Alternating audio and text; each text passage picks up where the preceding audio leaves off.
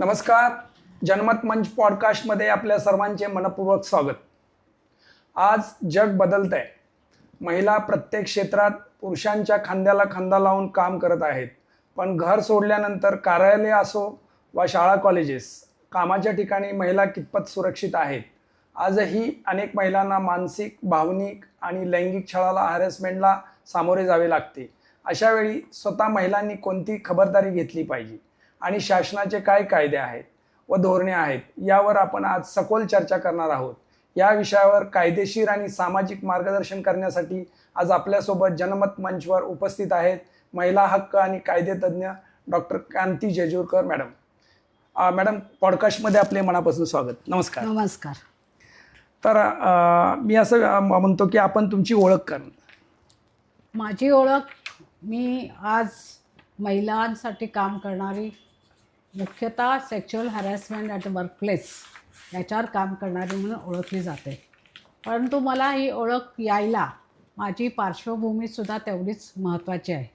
मी एका गिरणी कामगार पुढाऱ्याची मुलगी, कॉम्रेड बापूराव जगताप जे ओळखले जातात, म्हणजे ज्यांनी स्वातंत्र्य चळवळीत क्रांतिसिंह नाना पाटील यांच्याबरोबर काम केलं आणि त्यांच्याबरोबरचे सहकारी, या सगळ्यांच्या सहवासात मी राहिल्यामुळे माझा संबंध समाजाकडे बघण्याचा दृष्टिकोन बदलला आहे आणि महिलांबाबत मी जास्त झुकते धोरण माझं आहे. तिथे काम करायला मला आवडतं आणि त्यातूनच मी शिक्षक चळवळीतही आले. आणि शिक्षक चळवळी असताना माझ्या लक्षात आलं की अशा प्रकारचा एक छळ आहे, अशा प्रकारचा एक हिंसाचार आहे की जो लोकांना जाणवत नाही, दिसत नाही, पण ज्याच्या बाबतीत होतो, मुख्यतः महिला, त्यांना मात्र ते जाणवतं आणि ते इथपर्यंत होतं की कदाचित त्यांचं जीवनसुद्धा उद्ध्वस्त होऊ शकतं.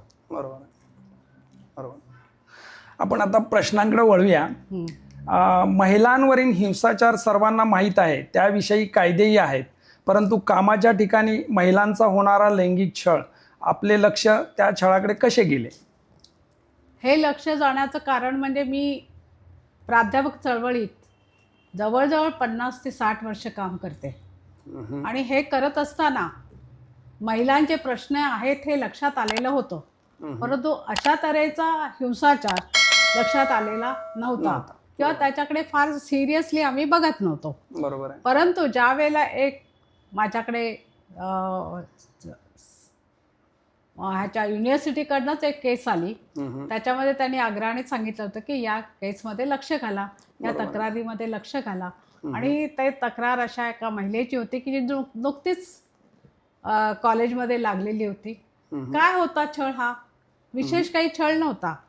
इथलं जे कल्चर आहे, जे मुंबईचं असेल किंवा मुंबईच्या कॉलेजमधलं असेल, त्याच्यामध्ये पार्ट्या, फिरायला जाणं, सहलीला जाणं, हे सगळं इन्क्लूड म्हणजे आहे. वास्तव आहे ते की लोक जातात आणि सहजपणे घेतात. मुलं, मुली, विद्यार्थी, त्याचबरोबर शिक्षक, त्या शिक्षिका, हे सगळे एकत्र जातात, प्रोफेसर वगैरे. आणि त्या ठिकाणी जी कधी कधी दंगामस्ती चालते ते कोणी अंगाला लावून घेत नाही किंवा मनाला लावून घेत नाही. बरोबर. पण ही खेड्यातून आलेली एक नवीन महिला शिक्षिका, जिला हे मानवायचं नाही, तिला आवडायचं नाही, म्हणून ती जात नव्हती. बरोबर. ती जात नव्हती म्हणून तिला त्रास द्यायला सुरुवात केली आणि इथपर्यंत त्रास द्यायला सुरुवात केली की ती शेवटी खचली, मानसिकदृष्ट्या खचली.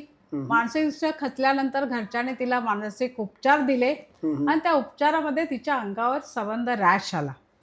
त्यावेळेला ते सगळे घाबरले आणि हे काय प्रकरण म्हणून ते विद्यापीठाकडे तक्रार घेऊन गेले. आणि त्यात जेव्हा मी लक्ष घातलं तेव्हा लक्षात आलं की असा काही एखादा गोष्ट असते की ती महिलेला आवडत नाही. बरोबर. वेगवेगळ्या पार्श्वभूमीतून ते आलेले असतात आणि ज्या वेळेला खेड्यातून एखादी येते तिला असं हात लावणं, चेष्टा करणं हे सुद्धा मानवत नाही. ते तिचं खच्चीकरण करतं आणि हा सुद्धा एक छळ आहे. आणि जो कामाच्या ठिकाणी होईल, रस्त्यावर होईल, कुठेही होईल, तर तो छळ सुद्धा हिंसाच आहे, त्रास देणारा आहे. एखाद्यास ह्याच्यामध्ये काही वेळेला नंतर अनेक उदाहरणं आली की त्याच्यामध्ये मुलींनी, स्त्रियांनी आत्महत्या सुद्धा केलेल्या आहेत.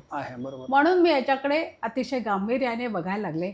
आणि ज्या वेळेला विशाखा आदेश आले सुप्रीम कोर्टाने 97 साली आणि नंतर 99 साली 2 आदेश असे दिले की ज्याच्यामुळे सेंट्रल गव्हर्नमेंटला, भारत सरकारला ह्याचा अतिशय गांभीर्याने विचार करावा लागला. बरोबर. आणि त्यांनी त्याप्रमाणे आदेश काढले, ज्याला म्हणतात विशाखा आदेश. ओके. आणि सुप्रीम कोर्टाने जे काही त्याचे नियम सांगितलेले आहेत की कमिटी कशी असावी, बरोबर. कशाला लैंगिक छळ म्हणावं, ह्याच्या काही व्याख्या दिलेल्या आहेत. साधारण व्याख्या आहेत, परंतु छोट्या छोट्या गोष्टी सुद्धा कशा माणसाला त्रास देतात. एका बाईला त्रास होईल, दुसरीला होणार नाही, तर ती कसं घेते हे जास्त महत्वाचं आहे. आणि तेच घेतलं जावं असा म्हणजे एकूण न्यायदानाचा जो हे होता, निर्देश होता, तो असाच की त्या बाईला काय वाटतं ते तुम्ही बघा. तिला जर ते आवडत नसेल तर आणि तरी तुम्ही वारंवार करत असाल तर ते त्याचं खच्चीकरणच असतं, तिला त्रासदायकच असतं आणि त्याच्यातून एखादी वाईट घटना घडू शकते. करेक्ट. कामाच्या ठिकाणी लैंगिक छळ याकडे समाजाचे आणि सरकारचे लक्ष कधी आणि कसे गेले? हे मी आता म्हटलं त्याप्रमाणे ज्यावेळेला विशाखा आदेश आले आणि मुख्यतः महिला चळवळीत काम करणाऱ्या ज्या महिला होत्या आणि त्यांना आपण प्रोग्रेसिव्ह म्हणू, जास्त सुधारणावादी महिला ज्या होत्या, त्यांनी हे लक्षात घेतलं की हा अतिशय महत्वाचा मुद्दा आहे आणि त्याचा आपण विचार केला पाहिजे आणि त्याच्यावर आपण काम केलं पाहिजे. म्हणून विशाखा आदेश घेऊन त्याचं जे नोटिफिकेशन काढलं गेलं होतं सेंट्रल गव्हर्नमेंटकडनं आणि त्याचप्रमाणे वेगळ्या स्टेट गव्हर्नमेंटनी सुद्धा, राज्य प्रांतीय राज्य असलेले त्यांनी सुद्धा त्या धोरणानुसार आपली परिपत्रक काढली. हा कायदा नव्हता, पण तो कोर्टाने दिलेला, सुप्रीम कोर्टाने दिलेला निर्देश हे कायदेच असतात, अशा तऱ्हेने घ्यायला सांगितलं होतं आणि त्याप्रमाणे त्या संबंध स्ट्रक्चर दिलेलं होतं त्याच्यामध्ये की कशा तऱ्हेने ह्या कमिट्या झाल्या पाहिजेत कामाच्या ठिकाणी. आणि त्यांनी त्याचे 2 भाग केलेले होते. एक भाग असा होता की ज्या ठिकाणी 10 आणि 10 पेक्षा जास्त एम्प्लॉईज असतील, कामगार असतील, त्यांच्यासाठी तिथल्याच लोकांनी कमिटी करायची. त्याच्यामध्ये मग शाळा असेल, कॉलेज असेल किंवा ऑफिस असेल, ह्या सगळ्यांसाठी वेगळी कार्यालय असतील, ज्या ठिकाणी 10 पेक्षा जास्त लोक काम करतात असं कुठलंही ठिकाण असेल तर त्या ठिकाणी अशी कमिटी झाली पाहिजे. त्याला त्यावेळेला तक्रार निवारण समिती, तक्रार समिती असं, कंप्लेंट्स कमिटी असं त्याला नाव दिलेलं होतं आणि त्याच्यामध्ये किती सभासद असावं एक साधारण हे दिलेलं होतं. नंतर कायदा झाला, पण त्याप्रमाणे काम सुरू झालं आणि मग त्याला कायदेशीर रूप देण्याकरता 99 ते 2013 उजाडलं. 2013 मध्ये हा कायदा झाला आणि पहिला जो परिपत्रक निघालं किंवा नोटिफिकेशन निघालं ते 15 एप्रिल 2013ला आणि दुसरं निघालं डिसेंबर 2013ला. आणि मग त्याच्यामध्ये त्यांनी पूर्ण त्याचं डिटेल्स त्याच्यावर भाष्य केलेलं आहे. आणि ते त्याप्रमाणे आता कामकाज चालू आहे. वेळोवेळी त्याच्यात सुधारणा होत असते आणि ती होत राहील. या कायद्याप्रमाणे कामाच्या ठिकाणी लैंगिक छळ याची व्याख्या काय केली आहे? लैंगिक छळाची व्याख्या त्यांनी असं केलं की कुठलीही कृती पुरुषाकडून होत असेल की ज्याच्यामुळे बाईला त्रास होते. मग ते लैंगिक एखाद्या जबरदस्तीने चहाला चल म्हणणं, जबरदस्तीने एखादी गोष्ट चित्र दाखवणं, विभत्स चित्र दाखवणं, लैंगिक हे त्यात शेरेबाजी करणं, सहज हात लागला म्हणून वारंवार हात लावणं अंगाला, किंवा वाकून बघणं, जवळ येणं, असे त्याचे विविध प्रकार आहेत. थोडक्यात असं सांगता येईल की अशी कुठली पुरुषाची क्रिया की ज्याच्यामुळे स्त्री अस्वस्थ होईल, तिच्या कामात लक्ष लागू शकत नाही आणि तिला दुःखदायक वाटतं, सगळं ते नको वाटतं, अशी कुठली कृती पुरुषाकडनं जी होते त्याला लैंगिक छळामध्ये त्याची गणना होते. अगदीच उदाहरण द्यायचं म्हटलं तर ते कोणाला कळतही नाही की आपण कामात कामाच्या ठिकाणी आहोत, काम करतोय आणि समोरून कोणीतरी एकसारखं आपल्याकडे नजर रोखून बघताय. बरोबर आहे. हे कोणालाच कळत नाही, पण त्या बरोबर. बाईला कळतं आणि ती अस्वस्थ होते, तिला त्रास होतो. बरोबर. किंवा स्टेशनवर, बस स्टॉपवर आपण ज्या वेळेला निघतो त्याच वेळेला कोणीतरी येऊन तिथे उभं राहतं आणि नियमित उभं राहून टेहळत राहतं, जवळ येण्याचा प्रयत्न करतं. बरोबर हे आहे. सुद्धा लैंगिक छळामध्ये येतं. एक प्रकारे. तर त्याची व्याख्या अशी फार मोठी आहे. शेरेबाजी करणं, बरोबर आहे. आपल्याकडे कॉर्नरला उभं राहून एखाद्या मुलांचा, गुंडांचा, पुरुषांचा घोळका जाणाऱ्या येणाऱ्या बायकावर शेरेबाजी करत असतात. त्यांच्या दिसण्यावर असेल, कपड्यावर असेल बरोबर. आणि कशावर असेल. हम्म. ती शेरेबाजी सुद्धा लैंगिक छळामध्ये मोडते. मोडते. अच्छा. कामाच्या ठिकाणी होणाऱ्या लैंगिक छळाची तक्रार पीडित महिलेने कोणाकडे करावी? याच्यामध्ये विशाखा आदेशाने तर दिलेच होते. एक ब्रॉड लाईन दिलेली होती. परंतु आत्ता जो आलेला कायदा 13चा आहे त्याने सांगितलेलंच आहे की 10 पेक्षा जास्त ज्या ठिकाणी काम करतायत मग ते सगळे पुरुष देखील असतील, बर. पण त्या ठिकाणी अंतर्गत तक्रार निवारण समिती अशी करायची आहे. बर. आणि त्याच्यामध्ये 4 लोक असतील. 4 लोकांपैकी एक बाहेरचा असेल, जो महिलांच्या क्षेत्रामध्ये काम करत असेल, तो पुरुष असेल किंवा स्त्री असेल, कोणीही असलं तरी चालेल. आणि बाकीचे 3 असतील ते त्याच कामाच्या ठिकाणामधले सगळ्यात अतिशय सिनियर, ज्येष्ठ अशी महिला, ही त्याची मुख्य असेल, बर. कन्व्हिनर म्हणतात त्याला. बर. आणि बाकीचे 2 तिथलेच असतील, वेगळ्या थरातले लोक असतील आणि एक बाहेरचे, असे 4 जणांची कमिटी एक झाली. आता 10 पेक्षा कमी असतील लोक तर त्याच्यासाठी कुठली कमिटी आहे? त्यासाठी आणखी एक कमिटी आहे. ती म्हणजे जिल्हावार कमिटी केलेल्या आहेत. बर. जिल्हावार कमिट्या सरकारने केलेल्या आहेत. त्याच्यामध्ये नेमणूक सुद्धा चौकशीसाठी जी कमिटी असेल ती सरकारच करते. प्रत्येक जिल्ह्याच्या ठिकाणी कमीत कमी एक तरी असते. बर. समजा मुंबईसारखं एखादं मोठं शहर आहे, त्या ठिकाणी 2 आहेत. तर 10 पेक्षा कमी आहेत ज्या ठिकाणी, त्या ठिकाणी सरकार करते. त्या ठिकाणी कमिटी करणं शक्य नाही. तिथली महिला या कमिटीकडे जाऊ शकते. सरकारने बनवलेल्या कमिटी सरकारने बनवलेल्या कमिटीकडे ती जाऊ शकते. बर. बर. आणि त्याच्याही पलीकडे समजा आता उदाहरणच घ्यायचं तर मासे विकायला बसणारी मार्केटमधली बाई असेल, बरोबर आहे, भाजीवाली असेल, त्या एकटीच कुठेतरी घरकाम मोलकरणी असतील, बरोबर आहे, अशा ज्यांना काही आधार नाही, एकट्या जातात, एकट्या काम करतात, तर अशा लोकांसाठी ज्या ठिकाणी प्लॅटफॉर्मच नाही त्यांना, बरोबर आहे, त्यांना गव्हर्नमेंटने बनवलेल्या सुद्धा जाता येतं किंवा ह्या कमिटीकडे जाता येतं. आणि याच्याही पलीकडे जर सिरियस असेल एक अतिशय, तर तुम्ही पोलिसात सुद्धा जाऊ शकता. लैंगिक छळाची किती दिवसात तक्रार करायला पाहिजे असं? नियमाप्रमाणे त्यांनी ते दिलेलं आहे नवीन कायद्यामध्ये की 3 महिन्यापर्यंत जास्तीत जास्त त्यांनी करावे. 3 महिन्यानंतर त्यांची स्वीकारली जाणार नाही. बरोबर. परंतु काही वेळेला असं होऊ शकतं की त्या महिलेला माहीतच नसतं किंवा महिलेवर भीती असते, एक संकोच असतो, काही दडपण असतात, त्याच्यामुळे ती येत नाही. पण तिला एकदा त्याच्याबद्दल विश्वास आला की ती येते.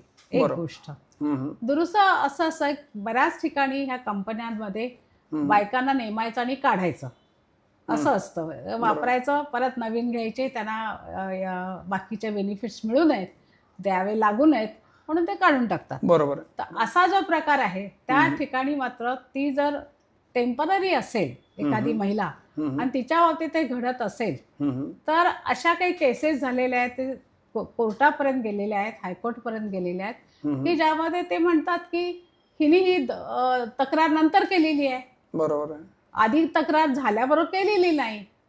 तर त्याच्यासाठी महिला संघटनांनी एक अनियमित म्हणजे अघोषित नियम केलेला आहे की जर अशी तक्रार आली तर ती लिहून द्यायला पाहिजे, हे अट असते पहिली. बरोबर. की कोणीही तक्रार ही लेखी दिल्याशिवाय त्याची दखल घ्यायची नाही. पण होतंय काय, अशामध्ये एखादी घाबरते आणि म्हणते जर त्यांना कळलं, तुम्ही त्यांना लिहिलं मॅनेजमेंटला आमच्या अधिकाऱ्यांना, हम्म. तर ते कदाचित मला काढून टाकतील. बरोबर. आणि म्हणून मी देत नेहमी जाते आणि त्या जातात परत आणि ते चालूच राहतात. 2 वर्ष झालं, 2.5 वर्ष झाली, 3 वर्ष झाली की त्या येतात परत. बरोबर. ते हे चालूच असतं, त्यांचा छळ चालूच असतो. हम्म. त्यावेळेला कोर्टामध्ये असं होतं की तिने त्यावेळेला का नाही तक्रार केली, हे आफ्टर थॉट. बरोबर. नंतर तिला सुचलेलं हे कारण आहे तिला काढल्याचं, तर ते खरं नाही. म्हणून आम्ही एक प्रोव्हिजन करून घेतली, एक सुधारणा केली की अशी तक्रार आली तर आपण आपल्या रजिस्टरमध्ये त्याची नोंद करायची. लेखी पत्र नसेल तर स्वतः आपण लिहायचं ते की या दिवशी हे आलेली होती, म्हणजे त्याला तो एक निश्चित पुरावा तयार होतो. बरोबर बरोबर बरोबर.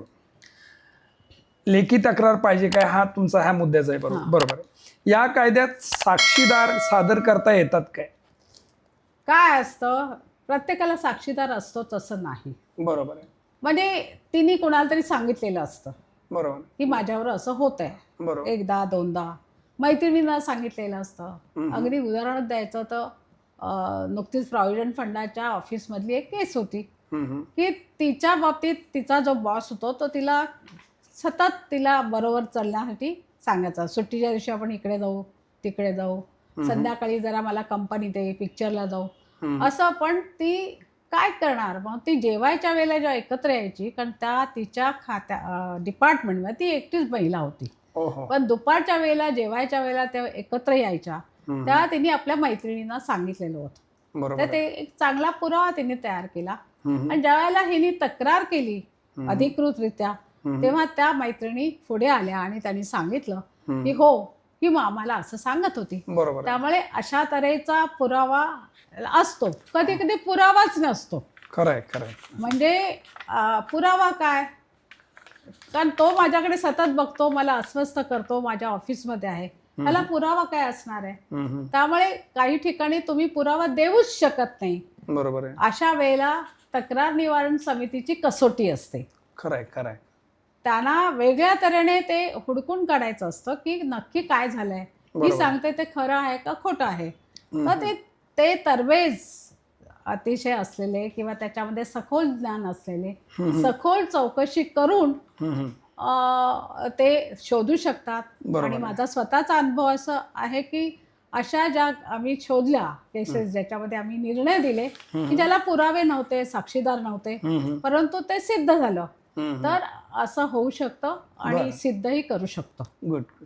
दोषीस कोणत्या प्रकारची शिक्षा दिली जाते?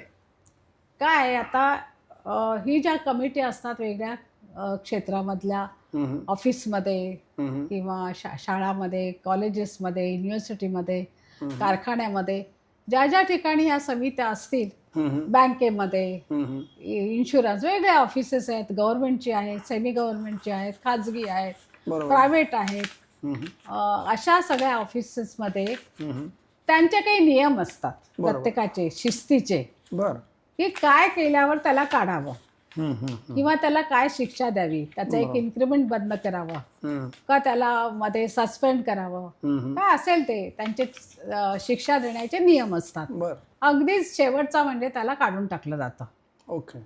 तर ह्याच्यामध्ये वेगळे नियम काही केलेले नाहीत. त्या त्या ठिकाणचे नियम जे आहेत ते त्यांना लागू होतात आणि त्याप्रमाणे निर्णय घ्यायचा असतो. पण एक तर निश्चित आहे की सेक्शुअल हॅरॅसमेंट ॲट वर्कप्लेस, कामाच्या ठिकाणी होणारा लैंगिक छळची जर स्वरूप पाहिलं तर त्याला तुरुंगात टाकावं असं काही कुठे होत नियम नाही. असं इतक्यापर्यंत ते काही नसतं, इतक्यापर्यंत ते नसतं, त्यामुळे ते होत नाही. पण एखाद्याने पोलिसात जाऊन तक्रार केली तर नवीन जो कायदा आहे हा आता विशाखावाला नाही, आता जो आलेला नवीन कायदा आहे भारतीय न्याय संहिता, IPC, इंडियन पिनल कोड असं पूर्वी म्हटलं जायचं. त्या इंडियन पिनल कोड ज्या वेळेला विशाखा कायदा पण नव्हता किंवा नंतर आलेला 13चा सेक्शुअल हॅरॅसमेंट ॲट वर्कप्लेस हाही कायदा नव्हता, त्याच्यापूर्वी अशा तक्रारी जर आल्या तर ते पोलिसात दाखल करण्यात येत होत्या. आणि त्या इंडियन पिनल कोड ह्याच्या खाली त्यांना हे केलं, शिक्षा दिली शिक्षा दिली जायची. जायची. पण बरोबर पहिलं त्यांना तुरुंगात टाकलं जायचं. बरोबर आता बरोबर. तसाच आता ते इंडियन पिनल कोडच्या ऐवजी हम्म, भारतीय न्याय संहिता BNS हम्म. असं आहे. आणि नवीन ते कायद्याचं आहे. हा, आणि त्याचा कलम 74 आणि 75 हम्म, हे त्यातलं जे कलम आहे त्या कलमाप्रमाणे हम्म, पोलिसात हा स्वतंत्र गुन्हा म्हणून नोंदवला जातो हम्म. आणि त्याप्रमाणे त्यांना शिक्षा दिली जाते. Good good. या कायद्याची माहिती सर्वांना व्हावी आणि महिला आणि पुरुष यासाठी काय करावे? खरं म्हणजे माझा स्वतःचा अनुभव सांगते. हम्म, मला ह्यातलं अतिशय महत्त्व कळल्यामुळे हम्म. की बाई काम करत असताना एखाद्या ठिकाणी तिचं खच्चीकरण अशा तऱ्हेच्या हिंसक त्या छळामुळे, लैंगिक छळामुळे होऊ शकतं. हम्म. त्याच्यासाठी असं होऊच नये. बरोबर बरोबर. पुरुषांना असं धैर्यच होऊ नये असं करण्याची हां हां. विद्यार्थ्यांना, मुख्य कॉलेजच्या विद्यार्थ्यांना सुद्धा त्यांनी अशा तऱ्हेचे करू नये. व्यवहार विद्यार्थिनींशी करू नये किंवा शिक्षिकेशी पण करू नये. बरोबर. तरुण शिक्षिकेची सुद्धा करू नये. विद्यार्थी करतात, हम्म. असं करू नये हम्म. म्हणून त्यांचं प्रबोधन झालं पाहिजे. नक्कीच नक्कीच. ते प्रबोधनासाठी असे वर्कशॉप गव्हर्नमेंटने घेतले पाहिजेत. गव्हर्नमेंट घेत नाही. प्रायव्हेट इन्स्टिट्यूट किंवा या कायद्यामध्येच त्याचा समावेश आहे. बर. आणि म्हणून तो पॉश म्हणतात. पॉश आता नवीन शब्द असा की ही समिती तर आहेच आहे, हां हां. म्हणजे एखादी तक्रार आली तर तिचं निवारण करण्याकरता समिती आहे. हम्म. परंतु त्याचबरोबर हम्म. हे होऊच नये, अवेअरनेस वाढावा, बर. लोकांच्या जागृती व्हावी अशाबद्दल की अशा तऱ्हेचं वागणूक ही चांगली नाही, हम्म. ही हानिकारक आहे. मुख्यतः महिला विद्यार्थिनी यांच्या प्रगतीस हानिकारक आहे. नक्कीच. त्यावेळेला त्यांचं प्रबोधन होणं महत्वाचं आहे. म्हणून अवेअरनेस प्रोग्राम किंवा आम्ही त्याला वर्कशॉप फॉर जेंडर सेन्सिटायझेशन असं म्हणतो. इन्स्टिट्यूटनंच आपण केलं पाहिजे किंवा कंपनीने केलं त्याच्यात पाहिजे. ह्या कायद्यामध्ये त्याचा अंतर्भाव आहे बरोबर आहे. की अशा तऱ्हेचे तुम्ही वर्कशॉप घेतले पाहिजेत. घेतले पाहिजेत आणि अवेअरनेस तयार झाला पाहिजे, झालं पाहिजे. वारंवार घेतले पाहिजेत. मग त्याच्यामध्ये आणखी स्वरूप वेगळं वेगळं होतं. कधी पिक्चर दाखवले जातात, बरोबर आहे. कधी नाटकं होतात, हम्म. कधी हे होतात, रस्त्यावर स्ट्रीट प्ले सुद्धा होतात. बरोबर आहे. कारण ही घटना रस्त्यात पण घडू शकते. कुठेही घडू शकते ती. कुठे ही ट्रेन मध्ये घडू शकते. ट्रेनमध्ये, प्लॅटफॉर्मवर, बस स्टॉपवर, जाता येताना बरोबर. रस्त्यावर असं कुठेही होऊ शकतं. म्हणून त्याचा असं होऊच नाही. हिंसाचार मुक्त भारत असला समाज पाहिजे. व्हावा. समाज व्हावा आणि निर्धास्तपणे महिला आपल्या कामाच्या ठिकाणी ती काम करून आपलं कर्तृत्व दाखवावं. विद्यार्थिनीने सुद्धा आपलं कौतुक आहे, जे आहे तिच्या कर्तृत्व आहे तिच्याकडे, किंवा जी तिची तयारी असेल, बर. कुवत असेल, ती कुवत तिला पूर्ण दाखवण्याची संधी मिळावी. त्याच्यासाठी असं निर्भय वातावरण तयार होण्याची अतिशय गरज आहे. आणि त्या दृष्टीने हे वर्कशॉप घेण्यात यावेत असं मला वाटतं. मुंबई विद्यापीठामध्ये हा प्रयोग आम्ही जवळजवळ 16 वर्ष केला आणि अगदी इकडे पालघर ह्याच्यापासून ते खाली बांद्यापर्यंत, गोव्याच्या बॉर्डरपर्यंत कॉलेजेस पिंजून काढली अशा याने. आणि खूप फरक पडला त्याच्यामध्ये. तिथल्या वातावरणामध्ये फरक पडला अशा तऱ्हेचा रिपोर्ट आहे. आणि त्याची नोंद पार्लमेंटमध्ये सुद्धा घेतली गेलेली आहे. याचा मला अभिमान वाटतो. आणि मी त्याचं मुख्य हे होतं.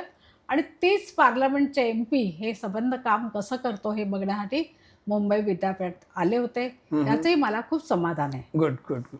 आता आम्हाला सांगा, तुम्ही एक पुस्तक लिहिताय सध्या ह्या विषयावरती, तर ते काय, म्हणजे त्या संदर्भातलं थोडी जरा माहिती दिली तर बरं होईल प्रेक्षकांना आपल्या. हां, माझा गेल्या 15-20 वर्षातला अनुभव असा आहे की ह्याची चर्चा खूप होते. ह्याच्यावर पुस्तकं पण आलेत, नियम काय आहेत, चौकशी कशी करावी हे जरी आलेलं असलं तरी नेमकं आपण पावलं कशी उचलावीत चौकशी करताना, याच्यासाठी मी एक पुस्तक लिहिते. आणि त्याच्यामध्ये काही केसेस घेतल्यात की ज्या जे ऍक्च्युली हम्म, खऱ्या अर्थाने आम्ही त्या हाताळलेल्या आहेत हम्म, आणि त्यावेळेला आम्ही कसे कसे त्यामध्ये पावले उचलली हम्म, हे लिहिलेलं आहे. म्हणजे जे ह्याच्यामध्ये नवीन आहेत, बर. ज्यांना हे करावंसं वाटतं हम्म, पण कधी कधी कळत नाही नेमकं आता आपण पुढे काय करावं, हम्म, कसं त्या निर्णयाला हवं की हे हा गृहस्थ मुलगा विद्यार्थी कोणी असेल तो हम्म, खरंच त्याने काही केलंय का नाही हे कधी कधी ठरवणं फार कठीण असतं. बरोबर आहे. त्याच्यासाठी मी हे पुस्तक लिहिते की काही 10-15 उदाहरणं घेतलेली आहेत आणि प्रत्येक वेळेला कसे कसे आम्ही पुढे गेलो, मग अडचणी कशा आल्या, बरोबर आहे. निर्णय कसे झाले, असं आम्ही दिलेलं आहे. कधीतरी जातीचा सुद्धा त्याच्यामध्ये भाग येतो. बर. मी वरच्या कास्टची आहे किंवा मी खालच्या कास्टची आहे म्हणून मला त्रास दिला गेला, हो हो अशा तऱ्हेचं आहे. किंवा कामाचं स्वरूप हा सुद्धा लैंगिक छळ होऊ शकतो. हो. म्हणजे असं की कुठल्याही महाविद्यालयात असेल, ऑफिसमध्ये असेल, कुठे असेल, बर बर. भंगी काम जे असतं हा हा. किंवा टॉयलेट साफ करण्याचं काम जे असते ते शोधून काढून भंगी लोकांना दिलं जातं, बरोबर आहे. भंगी समाजाच्या लोकांना दिलं जातं. बर. तर एका बाईने माझ्याकडे अशी तक्रार केली की हे बघा, हे खरं आहे, आम्ही ह्या समाजाच्या आहोत, पण आमचं सगळ्यांची अपॉइंटमेंट पिऊन म्हणून झालेली आहे, बरोबर आहे. मग त्याने का हे काम करू नये, आम्हीच का करावं, बरोबर. असा तिचा हट्ट होता आणि तिची तक्रार होती. बर. तो अतिशय मोठं कॉलेज असलेला आणि जवळ महिनाभर हा लढा चालूच होता. बर. कोणी त्याची दखल घेत नव्हती. हम्म, त्यावेळेला मी त्याच्याकडे लक्ष वेधलं आणि सांगितलं ह्या बाईचं म्हणणं खरं आहे. बरोबर. जर सगळ्यांना पगार सारखा असेल आणि सगळ्यांचं अपॉइंटमेंट म्हणजे नेमणूक असेल ती पिऊन म्हणून झालेली असेल आणि मग कामाचं वाटप असं झालेलं असेल तर ते चुकीचं आहे. तर हे काम सगळ्यांनी पाळीपाळीने करावं, बरोबर. अशा तऱ्हेची कामाचं वाटप नियोजन करावं, नियोजन करावं, बरोबर. असं त्या ठिकाणी सांगितलं आणि ते एक चांगला पायंडा पडला आणि तो संदेश बाकीच्या कॉलेजना गेला, ऑफिसेसना गेला नक्कीच. आणि त्याच्यामध्ये बरीच सुधारणा झाली. छान छान छान. आणखी एक उदाहरण देते. बोला. एका महाविद्यालयामध्ये एक ब्राह्मण बाई होती, शिकलेली नव्हती, तिथे कामाला लागली, शिपाई म्हणून लागली. सुरुवातीला तिला वेगळं काम नसायचं, फायली इकडून तिकडे ने, पाण्याचा ग्लास आणून दे वगैरे. पण तिथली जी टॉयलेट साफ करणारी महिला होती ती गेली आणि मग तिला ते करायला लावायला लागलं. बरोबर आहे. तर ती तक्रार घेऊन आमच्याकडे आली, मी ब्राह्मण आहे, मला हे काम जाणून बुजून दिलंय, मला त्रास होतो ह्याचा, जर बाहेर कळलं तर माझ्या मुलींचे लग्न होणार नाहीत, असं तसं असं. म्हणजे जे वास्तव आहे ते तिने सांगितलं, तिला वाटतं ते सांगितलं. बरोबर आहे. पण तिला सांगितलं तू आता ही जर तुझी गुणवत्ता असेल तर तुला देण्यासारखं दुसरं काम नाही, ही सगळ्यांना सारखं वाटलं जाणार आहे काम, त्यामुळे तुला हेही काम करावं लागणार आहे आणि दुसरंही काम करावं लागणार आहे. बरोबर आहे. असं आम्हाला निर्णय द्यावा लागला, तिला नाखुश करावं लागलं. परंतु त्याशिवाय दुसरा काही आमच्याकडे मार्ग नव्हता, पर्याय नव्हता. आणि हे सुद्धा लोकशिक्षण झालं पाहिजे. नक्कीच नक्कीच. आता या नव तरुणांना जाता जाता तुम्ही काय संदेश द्याल? नवतरुणांना मी एवढंच सांगेन की जिथे खपेल तसं करा ना. एखाद्या मुलीला चेष्टा केलेली, अंगावर हात टाकलेला आवडत नसेल किंवा अगदी चालत असेल, ते बघा ना, कोणाला चालतंय कोणाला नाही चालत, आणि त्याप्रमाणे सन्मानपूर्वक तुमचे संबंध राहू द्या. हळूहळू मोकळेपणा वाढत चाललाय, हे खरं आहे, आणि त्याचा मुलींनाही काही वाटत नाही, त्याचप्रमाणे तरुणींनाही काही वाटत नाही, अतिशय मोकळेपणा असतो. परंतु अजूनही आपल्याकडे अतिशय खेडेगावात असलेल्या मुली कॉन्झर्वेटिव्ह ज्या तऱ्हेने त्या वाढल्या, त्यांची वाढ झाली किंवा त्यांच्यावर संस्कार झालेले आहेत, ते संस्कार लक्षात घेता जपून जरा त्यांना खुलं करावं. जास्त त्यांच्याशी आगळीक करू नये, ज्या त्यांना आगळीक वाटते ती करू नये, एवढंच मी म्हणेन. जे आवडते ज्यांना त्यांना करा, बाकीच्यांना तुम्ही दुखवू नका, त्यांना ह्याच्यामध्ये अस्वस्थ करू नका, एवढंच मी अतिशय अर्जव करून सांगेन. नक्कीच नक्कीच. थँक्यू. जाता जाता एक शेवटचा प्रश्न. काही वेळा असं होतं की जसा मुलींना त्रास होतो पुरुषांचा किंवा विद्यार्थ्यांचा किंवा पुरुषांचा, तर असं काही पुरुषांना त्रास होऊ शकतो का की स्त्रियांकडून, असं तुम्हाला काय आढळलंय किंवा तुमच्या लक्षात आलंय का? लैंगिक छळ झालाय असं? लैंगिक छळात मोडणारं असं वर्तन स्त्रियांकडून पुरुषांच्या बाबतीत होतं का असा तुमचा प्रश्न आहे. नक्कीच नक्कीच तोच प्रश्न. तो विद्यार्थिनी असेल म्हणजे मुली असतील किंवा तरुणी असतील किंवा मध्यमवयीन बायकाही असतील, कोणी असतील, तर त्यांच्याकडून पुरुषांचा असा लैंगिक छळ होतो का? आणि त्यासाठी काय कायदा आहे का किंवा काय गव्हर्नमेंटची काय? प्रथम मी सांगते की कायदा नाही आहे. हा कायदा महिलांसाठी आपल्या देशात आहे. बर. पण जेंडर न्यूट्रल असा जो कायदा याच्याच बाबतीत काही देशातून आहे की ज्याच्यामध्ये पुरुषांचा जर लैंगिक छळ होत असेल तर त्याची दखल घेतली जाते आणि महिलांची घेतली जाते. परंतु आपल्या देशामध्ये असं आढळून आलेलं आहे की मेजॉरिटी म्हणजे 90-95% हे महिला किंवा स्त्रिया, मुली यांचाच अशा तऱ्हेचा छळ असल्यामुळे लक्षात आल्यामुळे आपण तो एकतर्फी घेतलेला आहे. बरोबर आहे. परंतु काही देशामध्ये हा दोन्ही बाजूनी जेंडर न्यूट्रल कायदा असा तो आहे. आता माझा अनुभव म्हणून विचाराल तर माझ्याकडे 2 पुरुषांच्या तक्रारी आलेल्या होत्या. बर. हे मला सांगायला हरकत नाहीये. ते दोन्ही माझे विद्यार्थी होते आधीचे. ओहो. आणि नंतर शिक्षक झालेले होते. बर बर. एकाच्या बाबतीत असं आढळलं की त्याची कलिगच त्याला त्रास देत होती. ओहो. मी त्याला प्रोत्साहन देत होती, आपण जाऊया, बाहेर जाऊया, काय झालं, आपण मार्केटमध्ये जाऊया, मला काही घ्यायचं आहे, माझ्याबरोबर येशील का वगैरे अशा तऱ्हेचा. बर. एकदा नाही, वारंवार होत होतं. बर. इतकं की त्याचं काही लग्न झालेलं नव्हतं. त्यामुळे ते त्याला अतिशय त्रासदायक होत होतं. तेवढं मी काय करू म्हटलं, तू तक्रार दे. जरी कायद्यात त्याची ही नसेल, तरतूद नसेल, बरोबर, तरी सुद्धा आपण ह्याचा विचार करू आणि मार्ग काढू. त्याप्रमाणे आम्ही काढला मार्ग तो.